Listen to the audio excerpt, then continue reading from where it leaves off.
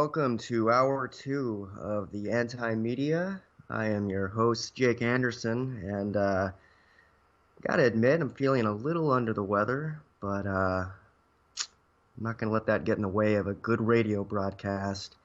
It's the first show of the new year, and I gotta admit, I'm not too sad to see 2016 die, because it was a pretty reprehensible year for all kinds of ways, uh, including celebrity deaths, which I actually wrote a thing about for the anti-media, which was basically how the celebrity death issue has kind of almost gotten in the way of real issues.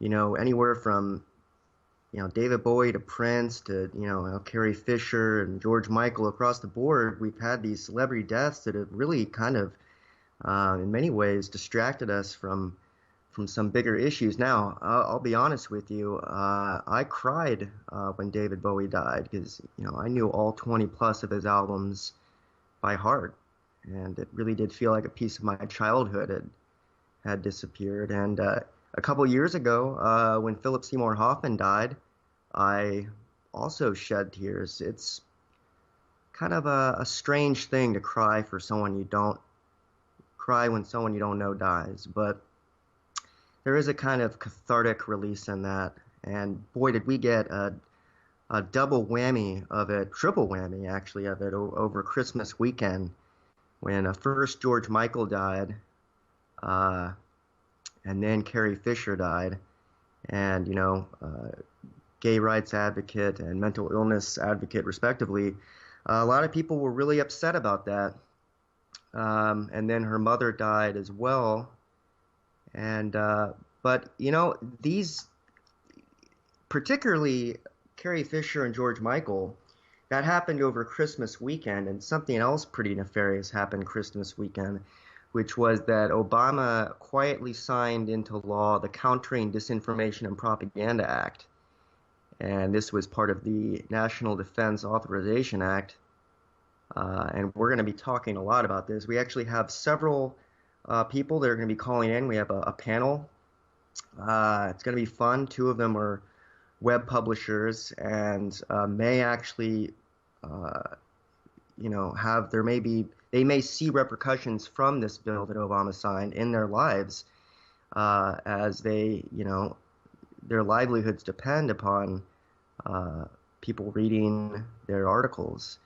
And when the government goes out of its way to, pass something that basically, makes it to where it's impossible for publishers to,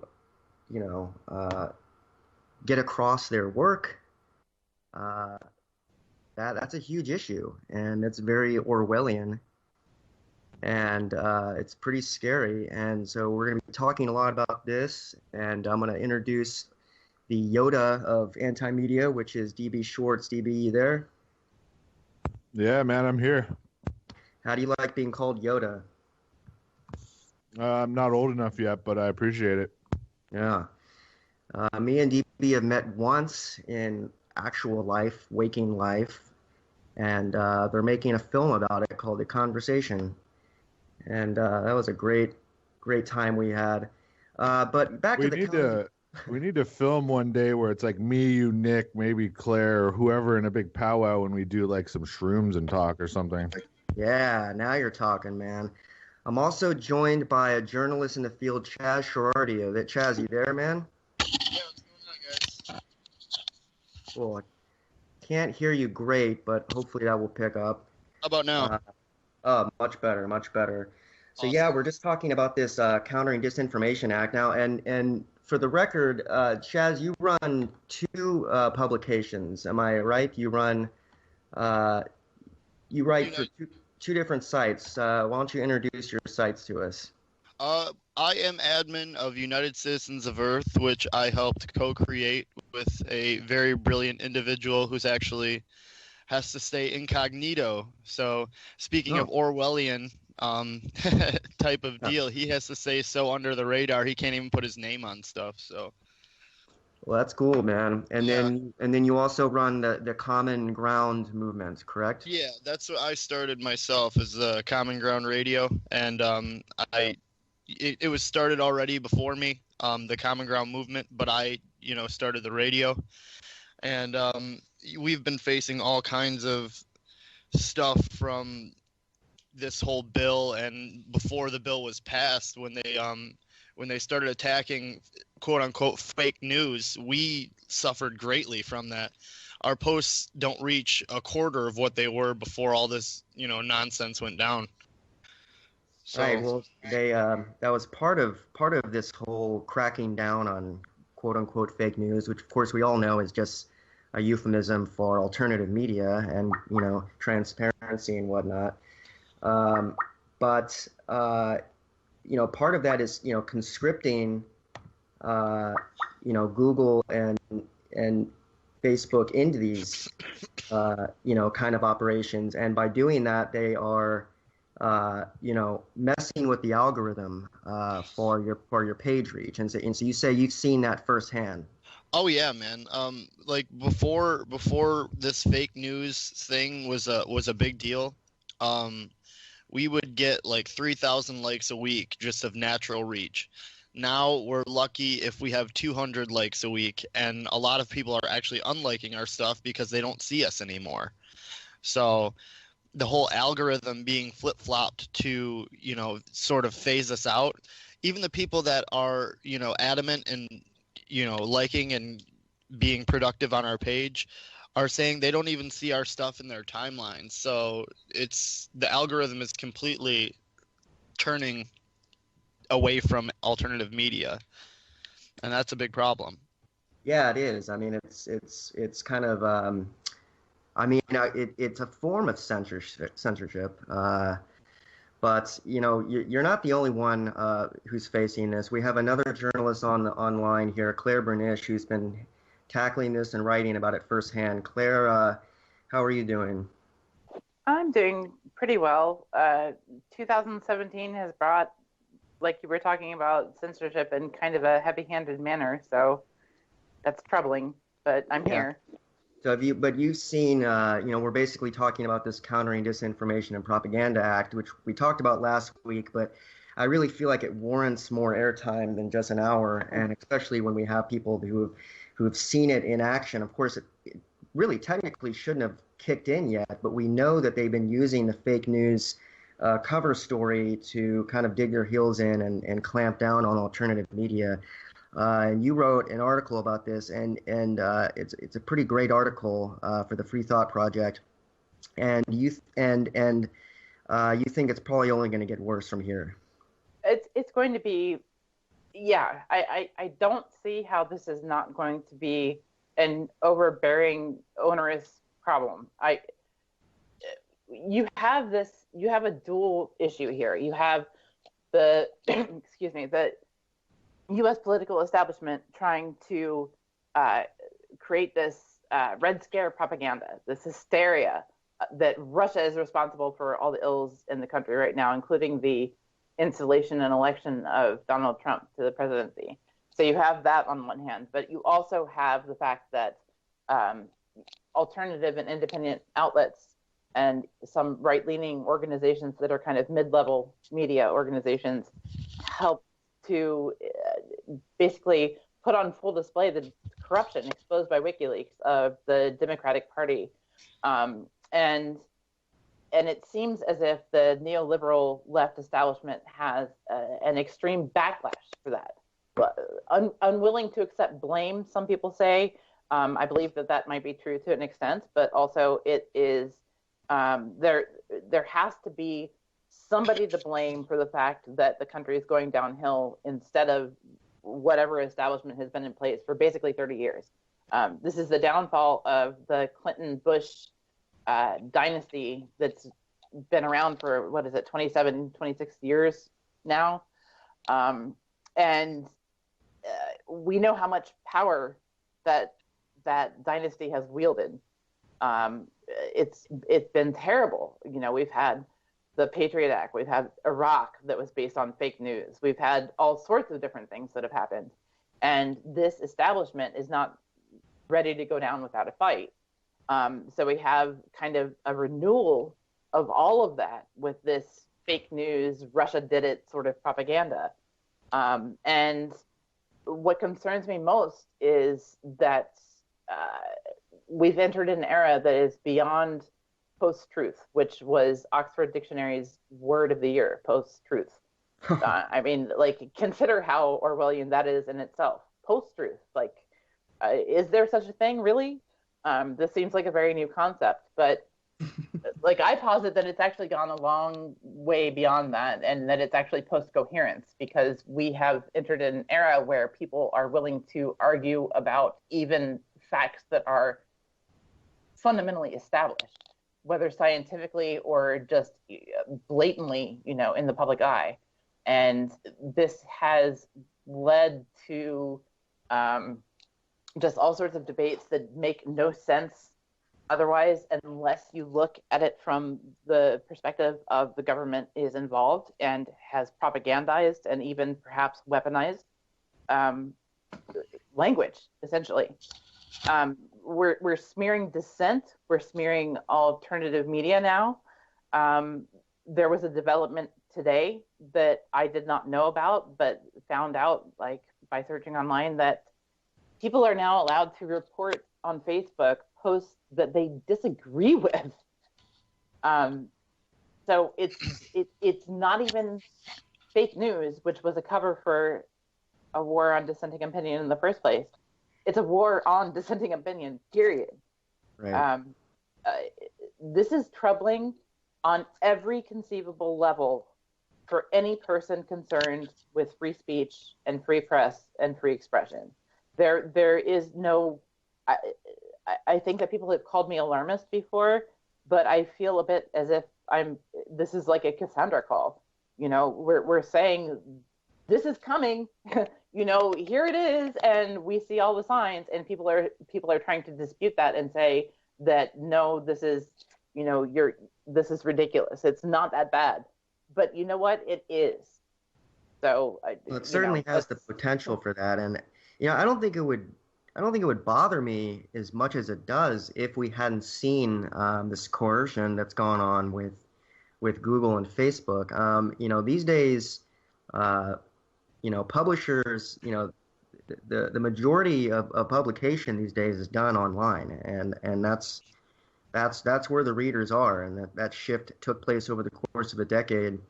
And it's, it certainly feels as if the establishment has, capitulated to that or given into that reality that they can't control the internet.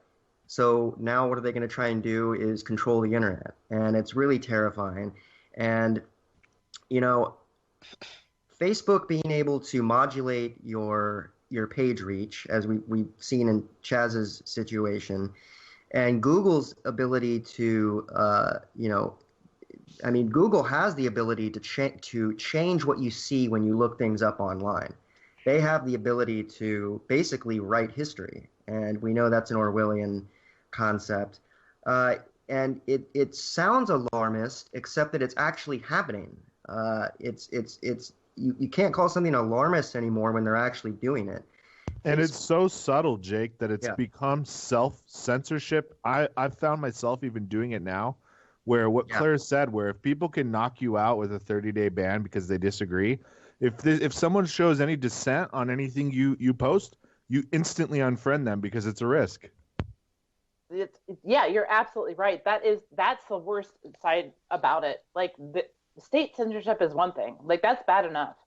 But the true censorship, the true evil of censorship in any society, and the true indication that you have entered a totalitarian state, is when you are censoring yourself for the benefit of the state.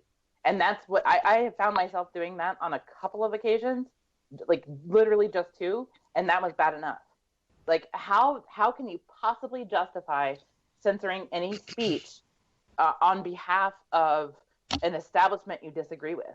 Because you're terrified of losing the platform for your speech. Like, the bullhorn that you thought that you had suddenly has disappeared. The ultimate ruse they're going to do, or they're going to be able to play, is censor everything around you to protect yourself, protect your family. Don't really know what's going on so that none of this evil in the world can get into you. And ultimately, instead of crushing the evil, we're going to hide from it. And they're just playing it into their own hands. It sounds like a Black Mirror episode. Oh. Consider this too, though. This one thing, this has been set up for a while. This is not like it's new how bad and staggering this is, but consider also that for a long time we've been set up for this. There has been anti-Russia propaganda for a very long time, granted, but even beyond that, there has been this whole movement for political correctness that has infected our society, and I honestly don't care what people have to criticize about that, because it's true. Political correctness was brought on us under these noble pretenses that have literally no basis in reality whatsoever. The idea is that you are supposed to protect different classes of society, different groups, different, whatever. And now we have this development of microaggressions. So absurd that we're talking about changing speech to fit people's particular proclivities. This is inexcusable. I'm sorry, but if you're offended by something, what actually happens when you're offended by something? Nothing actually happens. You are offended, and if you are being adult about it, you move on, and that's it. But we've conditioned this society now where political correctness is not only so acceptable, it is like steel truth. So that if somebody is offended, they have the right to report something, as Facebook is evidencing. They have the right to report something they disagree with. There is no more perilous danger to a free society than censoring disagreeable speech or offensive speech. You have to be able to see something and move on. It's one thing if violence is affected against you. It's an entirely different animal if all you see is something that sounds bad and you can't deal with it. So your next article is going to be called Rise of the Snowflake? Yeah, perhaps. Yeah, and it's it's a terrifying thing. I mean, I can imagine, Chaz, when you saw your page reach going down, how quickly did that happen, and how recently was that, and how quickly did it happen? Well, it started. We got shut down. I'm trying to remember what the event was that provoked us getting shut down. I think it was right after the election. They shut our page down under the pretense of fake news. That's the message they gave us, was this is fake news. We have to take it down. Good luck getting it back. So all of the admins, sent Facebook a message and tried to get it back, and it ended up taking 3 weeks. And ever since we got it back, it's never been the same. And I was doing a little bit of research into that bill, and I hate using the term Orwellian because it makes people like dismiss what you have to say because they see you as a conspiracy theorist, which that book was written off reality. I don't care what anyone says. This has been the way things have been set up forever. It's just he had the insight to see how it actually was, and he took it and wrote it into a fictional novel. So, but the dismissal of our peers, like Claire was saying, is that you have to self-censor yourself to not sound crazy. But the truth is, things are crazy. So it's really hard to,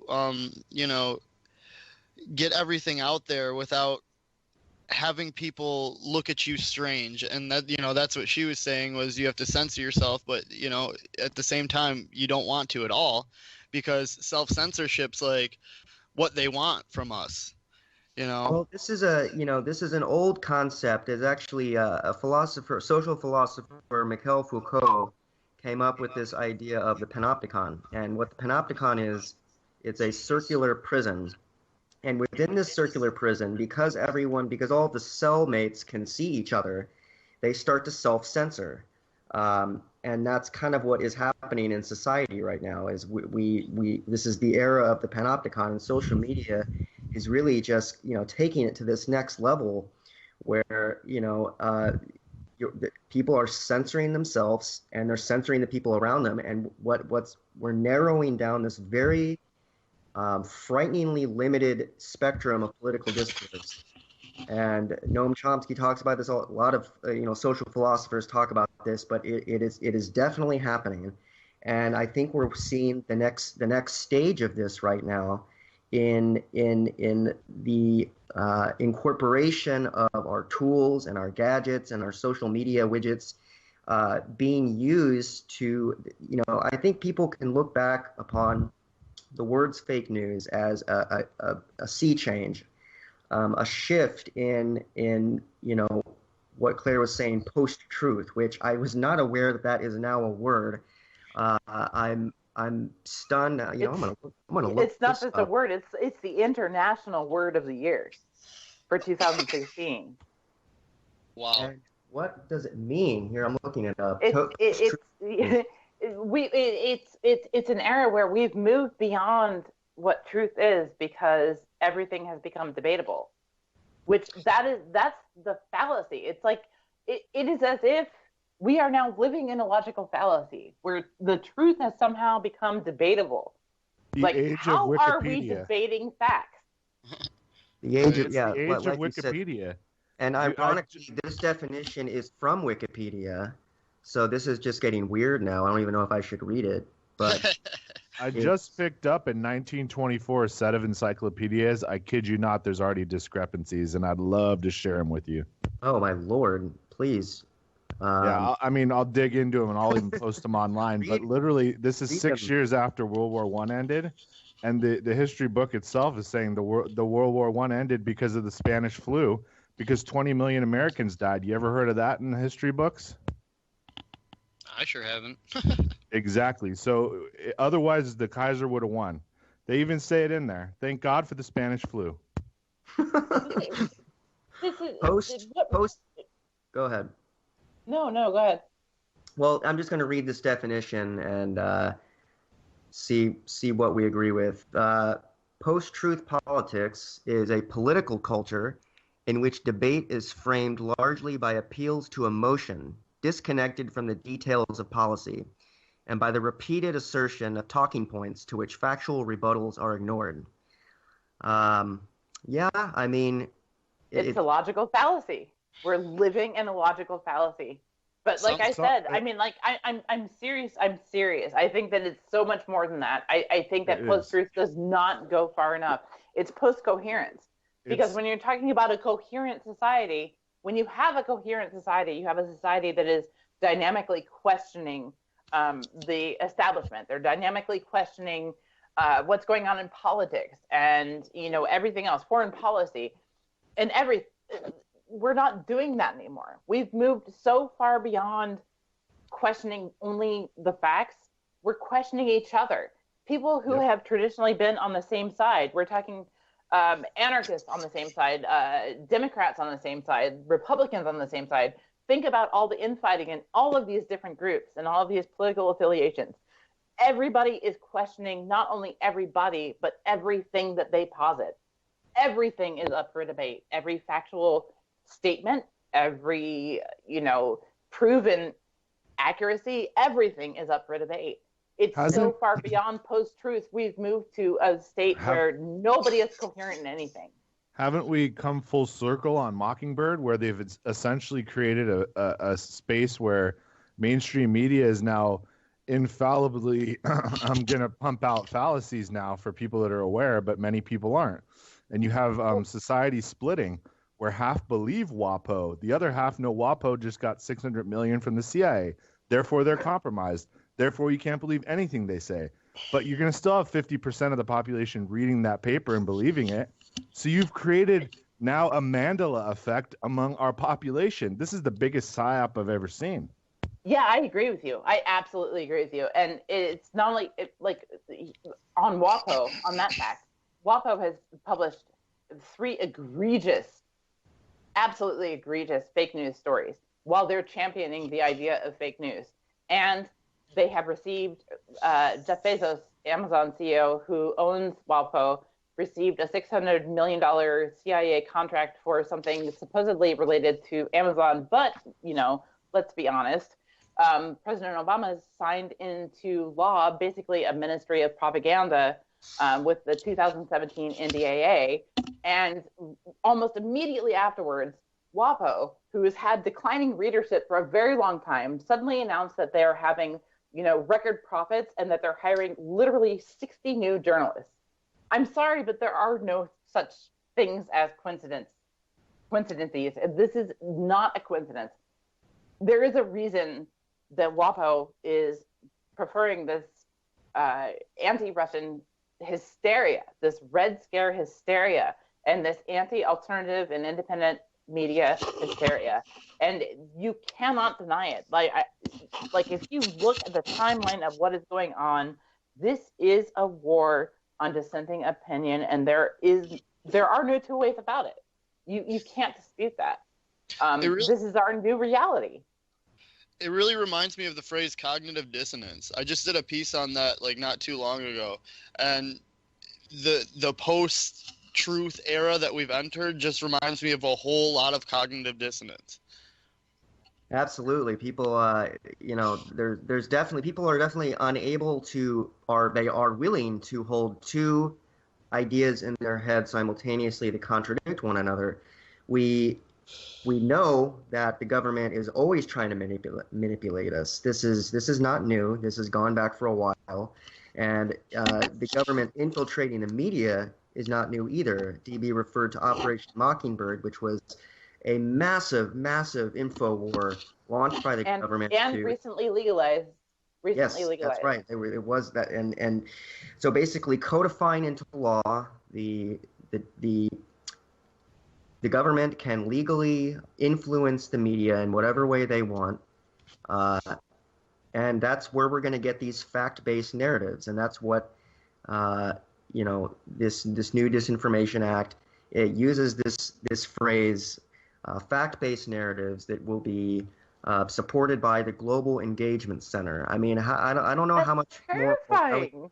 Yeah, it's unbelievable, and it's so hidden in the way they just buried it. They enfolded it inside the DNA of this National Defense Authorization Act.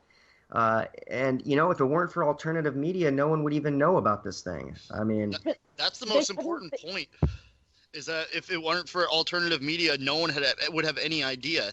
And it's really disheartening reading the language that this bill is written under, and the NDAA too, is that it's doublespeak is exactly what it is, because they make it sound like it's something productive and good and it's going to provide us with real news, where it's really on the contrary in the fullest form. But that's also the point, though, too, is that they provided this. I don't know. This worries me so much. People are worried about the Trump administration. We should be worried about this in the context of the Trump administration. Right. Well, this is we have an incoming presidential administration who has admitted on Twitter, nonetheless, that they want to repeal the libel laws that are holding journalists. I mean, there are no possible ways to understate how badly this is going to affect the information that will reach the public.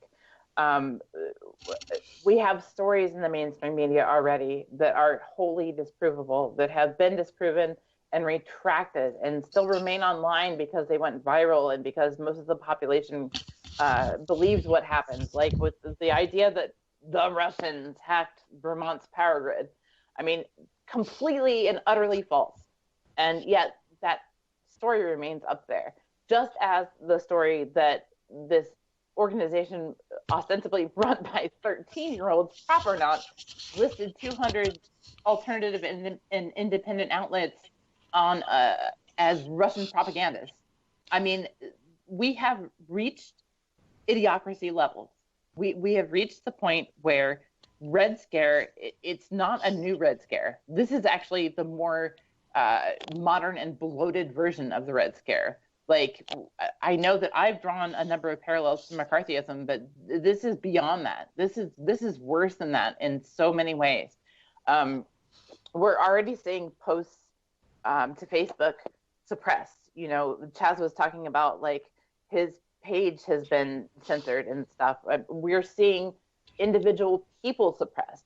This is the suppression of truth and dissenting opinion.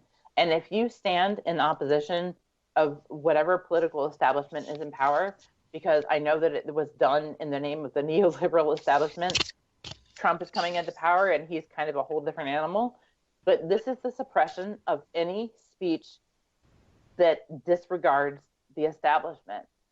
And if you think about what that means, consider how the internet is censored in more fascistic or totalitarian regimes. Consider how even Russia, which ironically enough, you know, all of us pretty much are accused of being in cohorts with. Consider how the internet in Russia is suppressed. Consider how the internet in China is suppressed.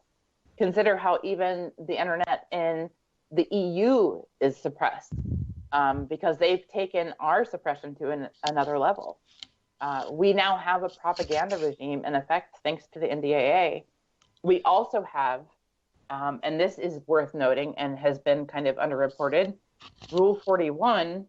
A revision to Rule 41 means that journalists who want to protect sources and therefore use VPNs or other anonymizing tools are considered suspect.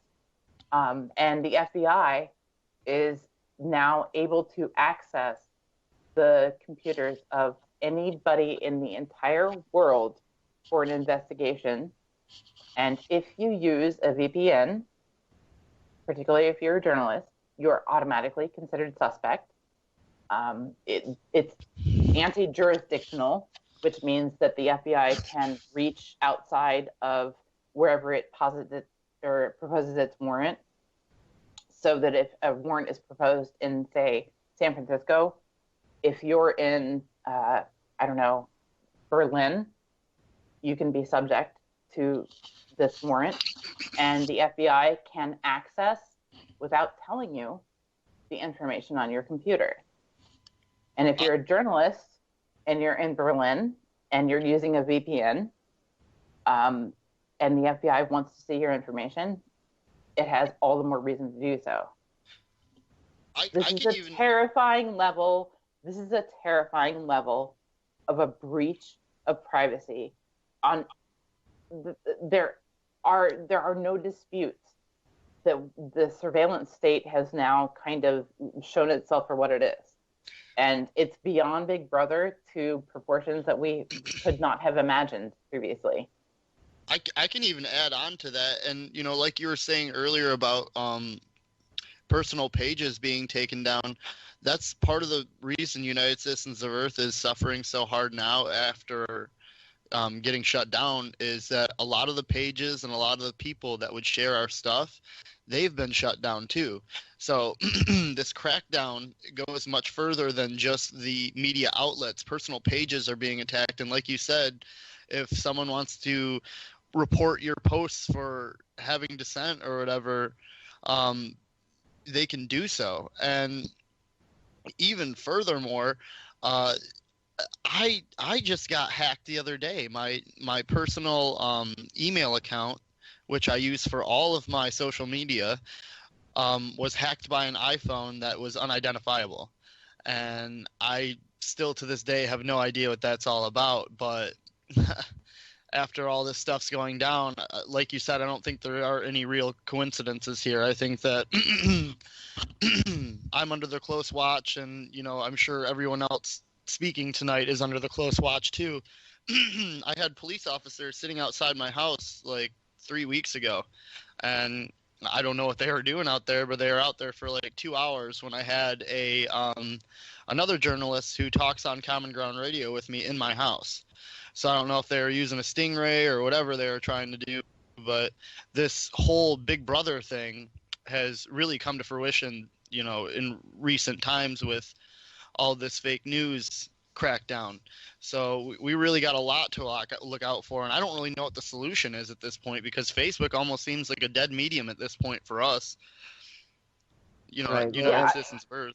It's there was a novel written, a science fiction novel, although it's pretty more near future than anything, by Cory Doctorow, called Little Brother. And the idea in this novel is that we could fight back against Big Brother using some of these tools. So in the novel, one of the characters basically creates an anonymous social network using a PlayStation. And I think that's where we're headed in terms of extremely intelligent people are going to have to start creating anonymized social networks in order to spread this kind of information. And it's going to require networks upon networks upon networks of people evading some of these tools. And I don't know what the future portends on a group like WikiLeaks. WikiLeaks, in my opinion, is about as noble as you can get in terms of their journalistic credibility, their goals, their aspirations. But we're about to see an unstoppable force meeting an immovable object here when it comes to WikiLeaks versus Trump. And they just announced earlier today, Julian Assange, the WikiLeaks Twitter account, said that 2017 was going to make 2016 look paltry by comparison. I mean, they are going full hog this year. And let's see what happens now. Let's see. My prediction is that Obama handed off this tool to Trump, and Trump will use it to clamp down on alternative media even stronger, because we know damn well that WikiLeaks is going to come right after Trump, and they're going to come after him hard. So what will Trump's tool be to fight back against that? Well, the very thing that Obama just signed into law. Exactly. And that is a terrifying prospect. How are we going to get, who will be Snowden now? Who will be Assange now? Who is going to be these whistleblowers that we had in this last decade if everyone's too terrified to present truth? I actually do not think they're going to go that route at all, Jake. I think they're going to go after the incumbents that now have no chance of being pardoned by Obama. I truly believe they're going to clean house because these people are true sickos. I don't buy that. I think that's partially true, but I think it's going to be more blanket than that. We're talking about a demagogue who feeds off of the furor of his followers, right? So we're talking about somebody who's not only unpredictable, he's unswayable. He takes these cues from his followers and just kind of rolls with it. And we have literally this creation of this propaganda machine by the U.S. government, by Obama. The mainstream media has tried to say that Obama is taking away these powers before Trump comes into office, all of these powers that he shouldn't have had in the first place. And they're saying that he's trying to make these efforts to make sure Trump doesn't become some fascist. And yet he installs this propaganda freaking machine right before he leaves. It's unbelievable. He's not doing anything to stop Trump. He's not. It's ridiculous to propose that. He made a deal with him.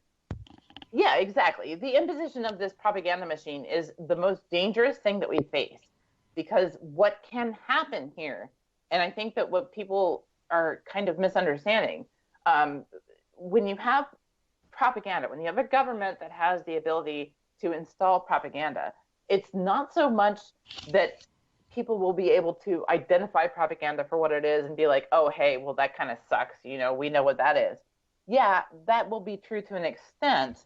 But worse than that is going to be censorship. This is the new book burning. We're going to have, and we already have, suppression, like Kaz was discussing. We have suppression of pages. We have suppression of speech. We have suppression of dissenting opinion. It's going to get worse. It's not going to get better. There's nothing that we can really do about it. It's a matter of, I would like to say that it's a matter of finding a new platform where people can migrate to that is as appealing as Facebook.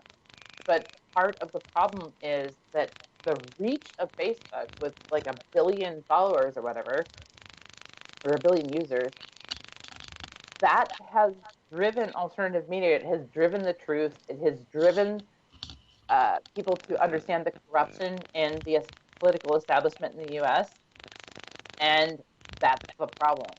I'm getting a and weird that's why the establishment feedback. recognizes it. You guys check getting strange clicking noises. Maybe that's me. Maybe that's in my head. That's an ultra low frequency shot at me by the government. Claire, I agree with you. I think that this tool that Obama has handed off to Trump it's the lowest of the low, and unfortunately, it's irreversible now. And this trend that's been set into motion by the fake news narrative is going to forever damage alternative media. I'm hearing a very strange noise. I really hope I'm the only one hearing that. I'm not getting anything over here. I have it too. You have it? Yeah. You hear it? It kind of sounds like someone shuffling a deck of cards. It's gone now. It's gone now. Okay. So DB, I want to give your theory some airtime here a little bit.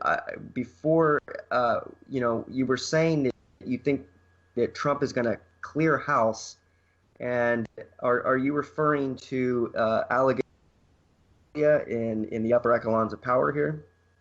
Yeah, I mean, we've talked about it numerous times with the other shows that there's been a clear power shift at the very top due to technology changes, and particularly because the surveillance state became all invasive, it actually gave the upper hand to NSA over CIA. And if you guys understand how the recruiting process goes, you know that NSA are, generally speaking, techno kind of guys, technology, techno nerds, a lot of those kind of guys. These are regular men and women. These people have families. They're like you and me. They're just super, super smart. And the CIA is generally from secret society blue blood types that go to Ivy Leagues. You can look it up. One works for the private corporation of the U.S. The other works for the United States military. They're completely different. And one decided that the other doesn't need to be in power anymore, and a lot of the people don't need to exist anymore because they're a threat. Because military families' children go missing too, dude. The Presidio military base was real. That shit really happened. So people are sick of it, and they're sick of these sickos getting away with this stuff, and it has to stop at some point, and right now it has to stop. That's all I can think that's going on, man. And so you think Trump represents a power shift for the better, or you think it's just going to be meet the new boss, same as the old boss type? Here's the thing. It's not the old boss, because the old boss and the new boss are completely different. And I think we've gone over it before. I'd much rather be under some sort of a military junta of any sort than underneath what's going on right now at the upper echelons where children are going missing. Okay? I don't care what the alternative is. It's better than that shit. Interesting. It certainly seemed like there was some kind of coup that went down. I mean, if you look at, 2 weeks before the election, you couldn't find a single person. In fact, the Friday before the election, you wouldn't have found one person who was going to say Trump was going to win this thing. And then you have the FBI Comey guy coming out and saying that, God, what did he say again? He said that the investigation was reopened. Right, the investigation is reopened, and that single statement it seems like that single statement almost just completely changed the election, and killed her. But that was the idea, though. But that was kind of the idea. There are a lot of theories going around still that there was an attempted intelligence coup to assist Hillary Clinton, who is ailing in the election.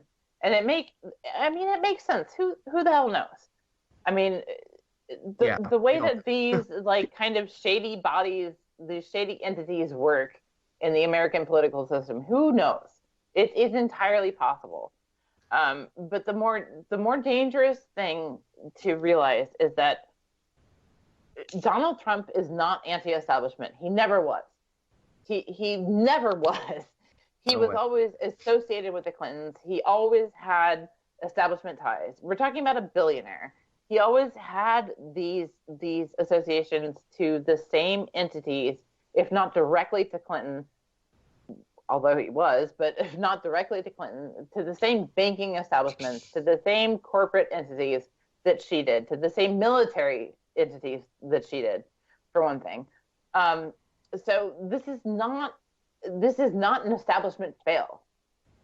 He had a great appeal to people who did not bother or did not even know that they needed to bother to investigate to see like where his ties were. He had a great appeal to this quote unquote flyover America. And that's why he was installed, basically. Hillary Clinton failed because the corruption was exposed. There is no dark Russian hacking aspect to this election. No. There is nothing underhanded here. What happened was simply that the political establishment grew so emboldened with itself that it forgot to look at the populace that it was supposed to be listening to. Absolutely.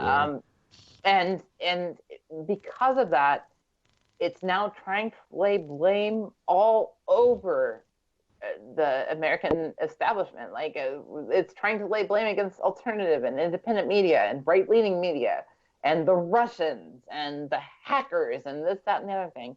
None of it holds any weight. None of it does.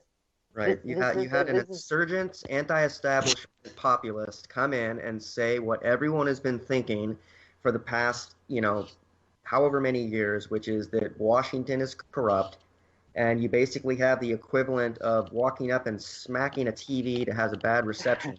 That's what Trump did, and now we're gonna see what happens when a new establishment takes over, and it's not going to be any different, except that, well, who knows? I mean, pre-1913, Jake. Pre-1913. Pre-1913. Check it out.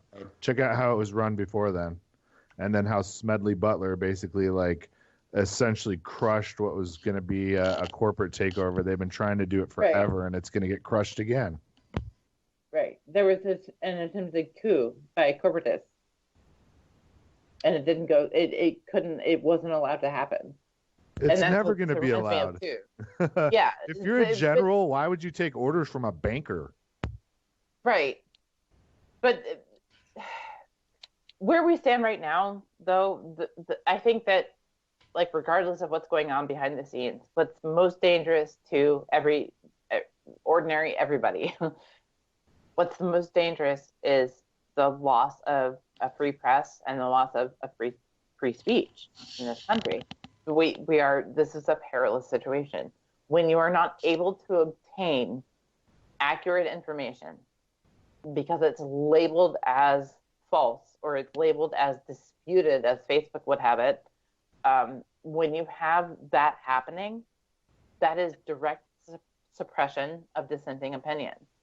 And if, whether it's laziness or political correctness or anything else that brought this upon us, when you have this absence of the ability to obtain accurate information, that's the most perilous detriment to the society. We are going to go downhill from here if we cannot have the ability to look online and discover information for ourselves and to investigate for ourselves. And that's what it comes down to. It doesn't matter how lazy the populace is and how much they want to be spoon-fed. It doesn't matter. What it comes down to is if we have the ability to look online and find the information we need. And with the establishment of this Ministry of Truth, essentially, in the NDAA, we're not necessarily going to have that. It hasn't been implemented yet, but you can already see signs of it happening.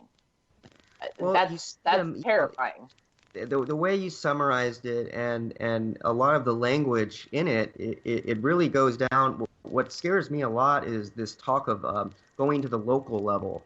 The Global Engagement Center, it looks like one of their purposes is it says to support local independent media who are best placed to refute foreign disinformation and manipulation in their own communities. Now, we might as well replace the word foreign because it doesn't matter if it's foreign or not. It looks as though, and with these new hirings from the Washington Post, it looks as though they realize they have to take the disinformation to a local level. Now, what exactly is that going to mean? We don't know. Are they going to start creating mirror alternative media sites? I mean, I think it really could come to that. But I think it's going to be that, but I think it's also going to be the establishment of people who are paid within the mainstream establishment, because you have such a significant portion of the populace who still depends on mainstream media. Right. Further, this is a little bit chilling. One of their goals is to collect and store examples in print, online, and social media, disinformation, misinformation, and propaganda directed to the United States. So, they're creating a database here. This is going to be an ongoing, project. And, 10 years from now, 20 years from now, we're going to look back and see this as, the start of a kind of global war against information. It certainly seems like it could. Yes, I would agree. Yeah, this is what happens when you take the era of McCarthy and the Red Scare and the witch hunt for people who are quote unquote communists.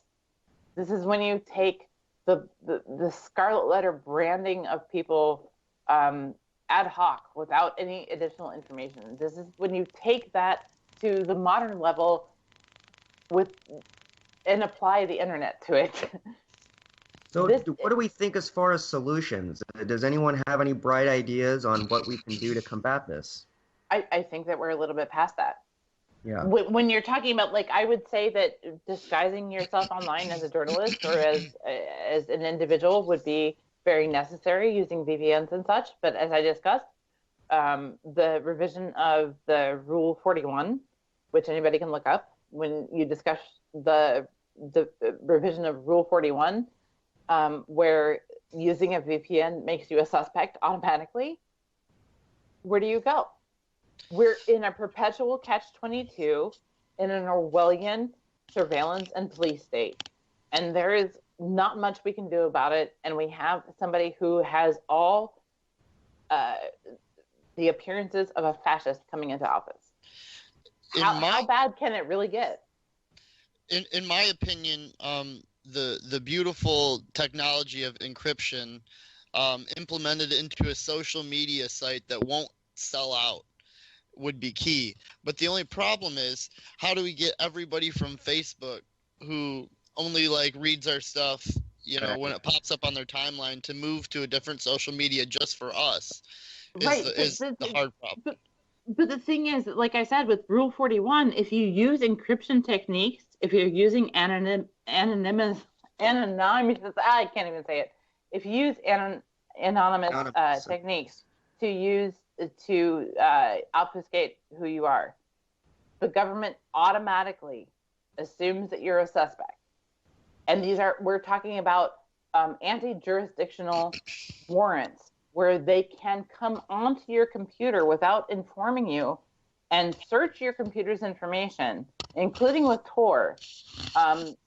If you're using VPN, if you're using anonymizing techniques, and they can extract that information and use it against you. That's the danger where we are. Right. We've reached so many whole new levels right now. I don't think the alarm is loud enough. Well, I think, the question is, I think that the tools out there, I think we could, like Little Brother and Cory Doctorow, I think we can turn some of these back against them. However, we need a critical mass of people joining us, and that's the question Chaz asked, and I think that's the difficulty, is how are we going to get people to even realize that this needs to be done?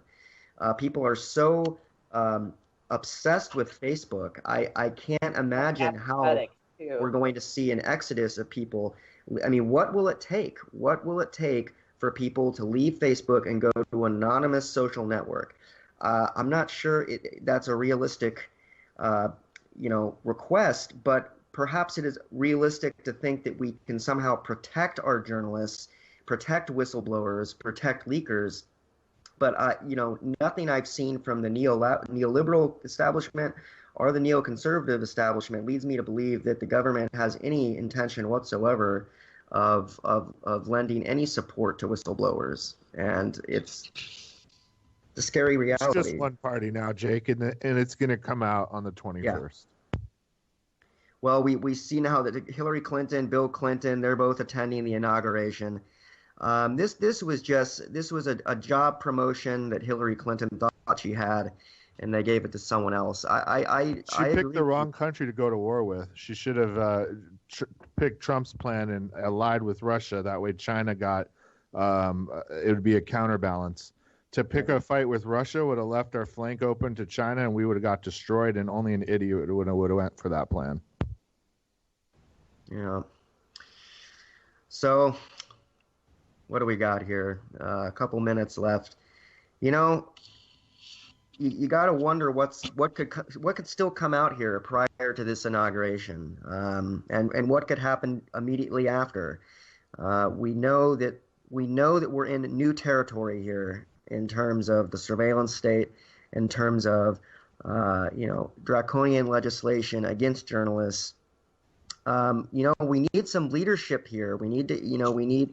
Oh, Claire, I was going to ask you, what did Assange say in his interview with Hannity? Anything new? He said some new things, but really, honestly, it was a reaffirmation of the fact that the Russians did not hack any systems of the democratic establishment, and it was the Fallout 4. WikiLeaks received the documents from an inside source, and he again emphasized that for the integrity of his organization, he cannot reveal the identity of his source, and that makes sense, and that's very laudable. And he said that, it is not a state actor, whether it's Russia or anybody else. It was not a state actor that gave them the documents. So not Seth Rich. Oh, God. Well, no, but he did kind of, Hey, thanks for joining us, Chaz, Claire, V, as always. Guys, look to new act, disinformation, propaganda act. Let's figure out a game plan here.